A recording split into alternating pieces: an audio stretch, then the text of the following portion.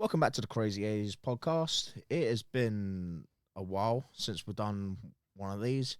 And honestly, not much exciting thing has happened last month, so that's why we kind of just let it slide. But a few things have happened recently. Got a few things coming up that we're going to be discussing. But how you been? It's been a long month. Yeah. I think it's been a very long month for both of us, I think. It's been, about a month and a half since our last podcast? Yeah, something like that. You know, and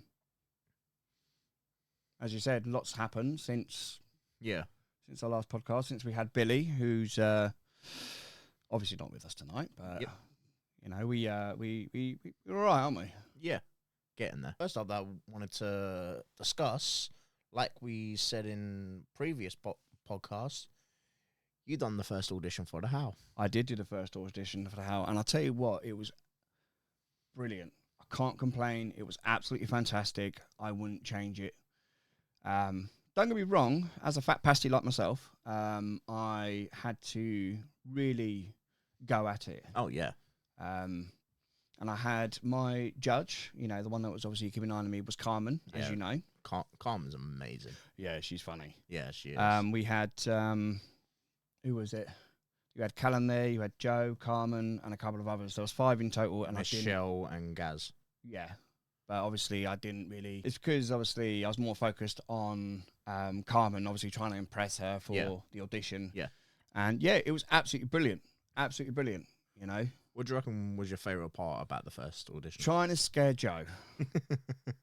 You know, because obviously I crouched down like an absolute flid and I was like, do you want to be my pet? You want to be my pet? You know, I'm just making all weird, wonderful noises. But yeah, I absolutely loved it. And I wouldn't, you know, and what surprised me, because they said to us at the end of the audition, well done, everyone. You did it awesomely well and everything, you know, and you'll probably hear from us by Wednesday to say if you've moved on to the next audition. And for me, Monday afternoon. Yeah. I got the notification say I've been accepted. So I really must have stood out. Yeah. To get to the next step. Yeah. And that first audition is always the toughest mentally to get through. Well, I'll tell you what, right, is that I'm quite excited for the Howl. And obviously, if any of my TikTok followers or anyone that's just watching is like the Howl, Mead Open Farm, have a go, see what you think. You'll enjoy it, trust me, because I did when I went round. Obviously, I'm applying to work there. Aidan already works there. This will be my 5th year doing the Howl. Your 5th year? Yeah. Bloody hell. When I know, like, there were people before me because the Howl was running 3-4 years before I signed up. Yeah. But when I first started doing the Howl, Full Moon Manor used to be the attic, and it was a completely different setup. So when I first went around it a couple of years ago, I was really interested to see like how it was, and going through it's just beautiful. Well, I'll tell you what, the one bit that definitely also I quite enjoyed as well is, like, you know, when you've got to stand in a circle and you've got to sort of like say your name and you've got to think of something that's the first letter of your first name. Yeah. You know, and obviously making it way to me. Now, bearing in mind, it's A. Okay, the first thing that comes to mind is alcohol. I can't say that. Yeah. So the only next best thing was for me to go, hi, my name's Allan and I've got ADHD. Woo! And watching everyone else do exactly what I did, I'm sorry, but I ended up laughing. Yeah. I was like, I look more of a tit more than you guys. No. Yeah, you all look like tits. But that's the thing. It's fun, but with the audition, you have to sometimes actually make yourself. Well, you'll feel you really got to push yourself out. You'll feel sometimes like an absolute tit, but to the people judging, they're like, "Wow, he's really trying to stand out. That's caught my eye." But to yourself, you're thinking, "I'm an idiot." But sometimes being an idiot in the Howl is a good thing. So you've really got to stand out. But yeah, the whole thing with Joe sitting on the chair when I done my audition, it was actually Jared that was sitting in that chair. Joe wasn't a part part of the Howl at the time. Joe wasn't a part of the Howl when I was doing my audition. When was it? I think it was a couple years later he came in. So this will be Joe's 3rd year doing the Howl. Sunday the 21st is my second audition to the Howl. And it's actually this Sunday. It's this Sunday. So I can honestly say that I am excited. And I'm also quite intrigued of what's to come. You know, I really... Yeah, I know what to expect. I don't. Jinx. Make a wish. Prepare for Monday for yourself to hurt. Mate, when I had the first audition, and that was only 2 hours, I was hurting anyway. That is child's play compared to how physical this audition. We were supposed to go for a bike ride this month. Yeah. But yeah, maybe about, I'd say, an hour to 2 hours of it. Yeah. Is working on character development, seeing the different range that you can do.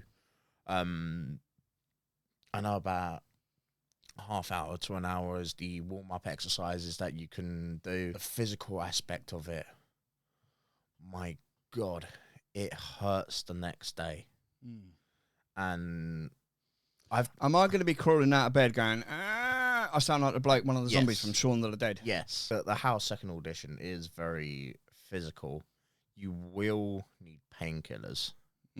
Because even during the day, like the break that we get, depending on what one you do first, some people much prefer doing the physical aspect and then the character development. Yeah. But when you do the character development first and then do the physical aspect, it is a long day.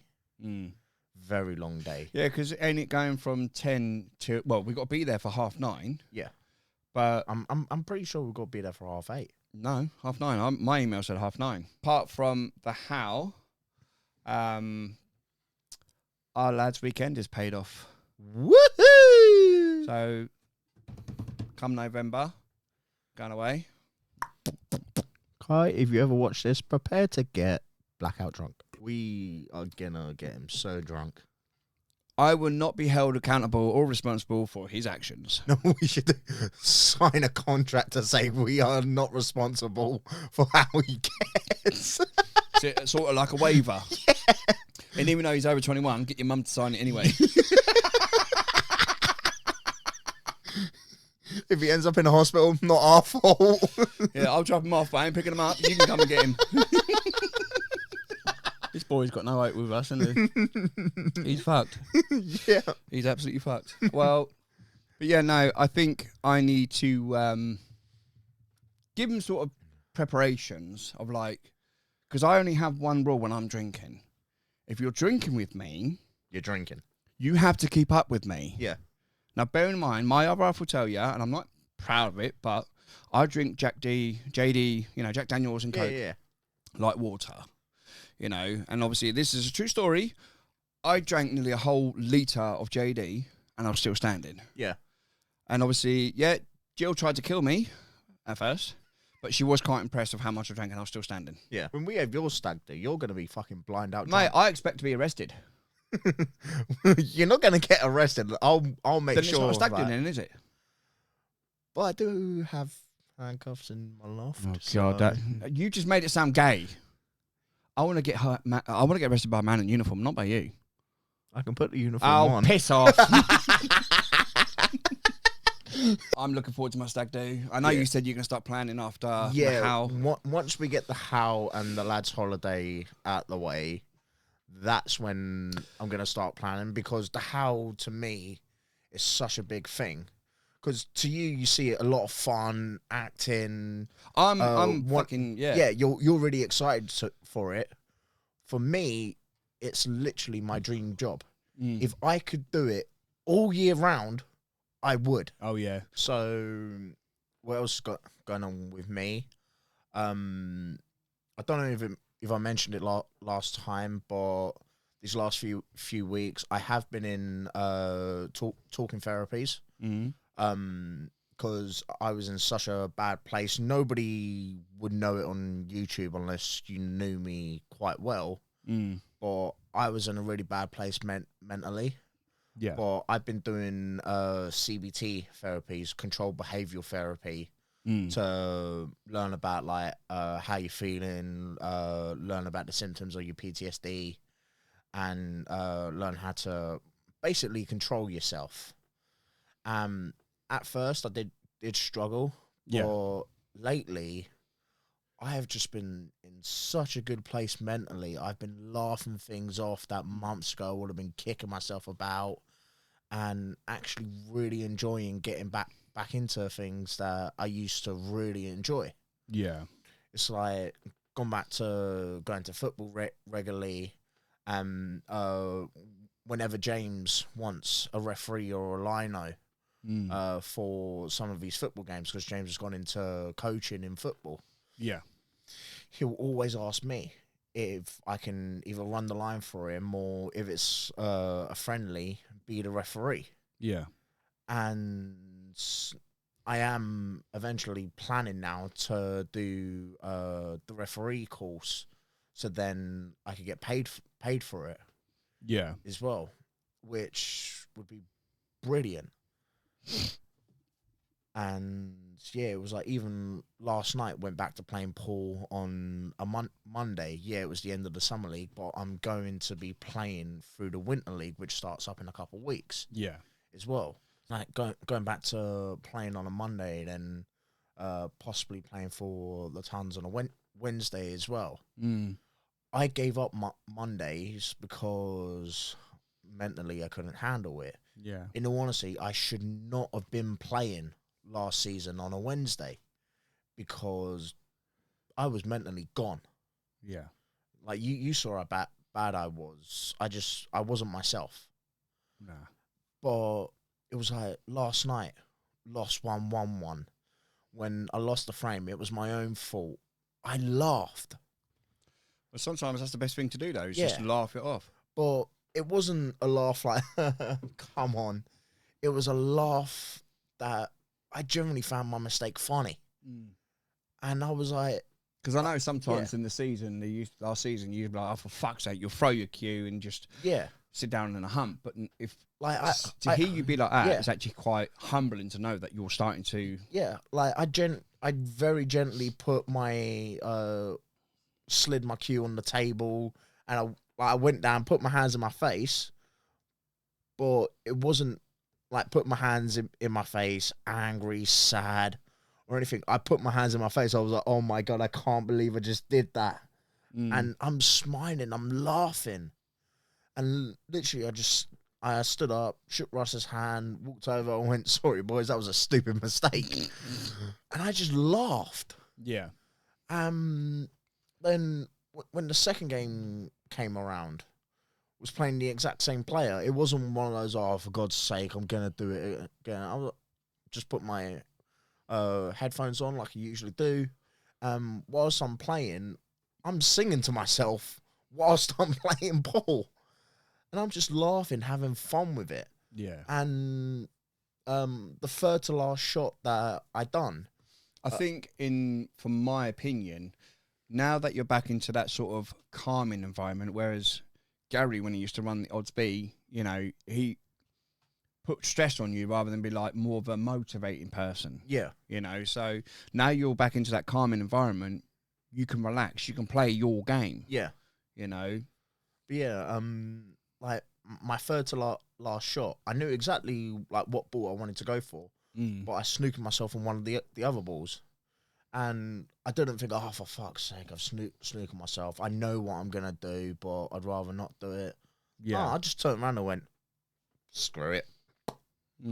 Little tiny swerve, popped the ball, popped my other ball, popped the black, shook Russ's hand, and walked over to the boys. And I done the Happy Gilmore, like when he says, someone learned how to putt. Yeah. I turned around and went, someone learn how to swerve. That was it. They were dying with laughter. Yeah. The holiday. The lad's holiday. Yeah. Right. Bognor Regis is where we're going. The lads' holiday, so we got that VIP experience as well to do the neon tech puck golf. You know, this way we're going on neon and end up seeing like white lines up Kai's shirt or something. See, that's the sort of place you want to go and get absolutely spangled stoned and be like, just like that ball goat. We'll get absolutely pissed beforehand and then go do it. Yeah. You've got a neon light on you. But yeah, I'm looking forward to it. Yeah, we get the VIP booth and the we've got our own VIP booth. We get free access, early access to the bar. No, we actually get our own VIP bar. We can order from our table. Yeah, as well. So we'll never have to go to the bar. Something that happened to me on Saturday is something you do not see every day. Going through Kings Langley, going to Watford game, I see a couple of Harleys pulling out of a side street, and they look like they're in a club. Yeah. And I'm like, I wonder what club they're a part of. Never mind. Still went by, sitting at the traffic lights. I hear the Harleys behind me. I'm like, good chance to see what's on their back. They go by me. It was the England Hells Angels. Something you do not see every day. You don't see them often. And there were 5 of them. Yeah. Did you even get a nod out of them? No. Because normally cyclists, you know, guys on bikes, they were more paying attention what was going on in front of them. Like filtering through the car because they were going on to the M25. Yeah, I'll tell you what seeing the Hells Angels when you sent me that video, so you'll have to add it to the podcast as well. It's like just a little clip, even if it's just a photo. Yeah, you can see where it says Hells Angels England. On their backs. I tell you what, if you could have like a Harley or something, what sort of bike would you want? And I'll tell you mine first. I would love to have an Indian. I really don't know because I do like the look of the sports bikes. See, an Indian bike are absolutely gorgeous, the sound of them. Yeah. But my dream bike I would love to have, right, is this Kawasaki Ninja H2. Yeah. Ridiculously fast. Oh, yeah. Loud as fuck. So I'd happily piss off the neighbours. And then you press the horn. Yeah, as everyone knows, after November it's December, and December you got Christmas. What I sent you earlier, I said if your kids are naughty during the Christmas period, I'm going to do it. She said she loves it as well because I spoke to her earlier. I am going to dress up as the Grinch if these kids are being naughty. Literally walk into his house, look around, grab the presents, grab the tree, scare him a little, start to run out with him.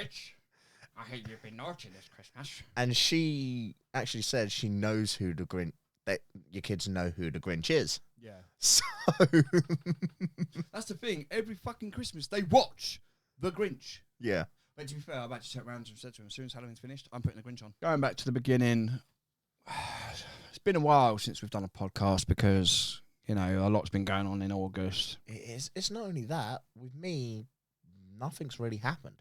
So I've had nothing to talk about. Yeah. Nobody wants to sit here for an hour and listen to you talk. Jill does. Yeah, but that's... Hello! What the fuck? Again, to everyone, if you do want to go and venture to the Howl, it's at Mead Open Farm, Leighton Buzzard. Again, they've changed the format this year. If you get an X Screen Pass, you're allowed to go in all 7 mazes as many times as you want. And saying that, there is going to be a 7th maze created for this year. And it's called Shriek Easy. Yes. Which goes back to 1920 Chicago.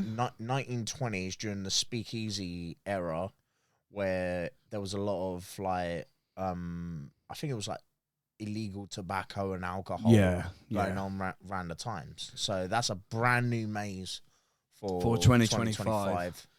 And I've got my first. Well, no, let me rephrase that. I've got my second audition Sunday the 21st, which is this Sunday coming. And the thing is, if you do get through, again, like I said from the start, you done the stupid thing of what every single newbie does. Do every single night. Well, regardless if it's stupid or not, you made that same mistake too. Yes, I did. That's why I call it stupid, because I know how bloody stupid it was. But at the end of the day, the more nights you do, whether it's every single night, obviously I can't do days because obviously I have children, school runs and shit.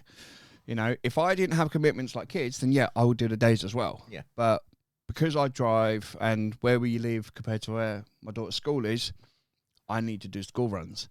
You know, so you know what you should do? If I do get the days again this year, bring them along one day, see me in the day makeup. oh God, are you doing the days as well then? Yeah, we don't know until like the week before if we're gonna be doing the days. Yes. But yeah, if I'm doing the days and I'm trying to do my normal act and I see you, I'll probably just look like, fuck.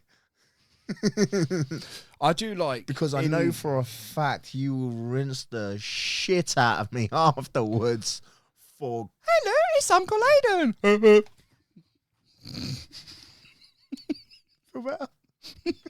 Can you go any higher? Yes! That is actually one of the techniques that you will do in the second audition. If I've got to go high pitch, you're going to have to kick me in the bollocks. Oh, yeah. What it is, it's a warm-up technique where you can actually do it now. Basically, you got to sound like a... basically like a police siren, but you're going...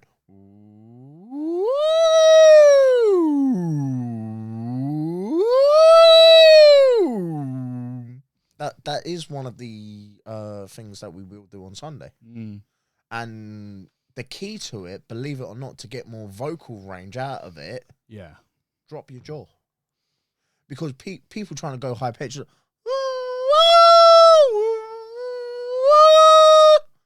I was keeping the exact same pitch there. That is the technique of it. Literally just dropping your jaw. Yeah. It's that easy, but people don't realise it. Yeah, I actually think that's a good place to wrap things up. I think so too. For those that stay to the end of this podcast, thank you so much for watching once again. We don't know when the next one is going to be because October is always a busy time for me and possibly Allan this year as well, and we will be tired, so we don't know when the next one's going to be. But once again, thank you so much for watching, and it's a good night for me. And it's good night for me. And we will see you on the next one. Bye. Hello.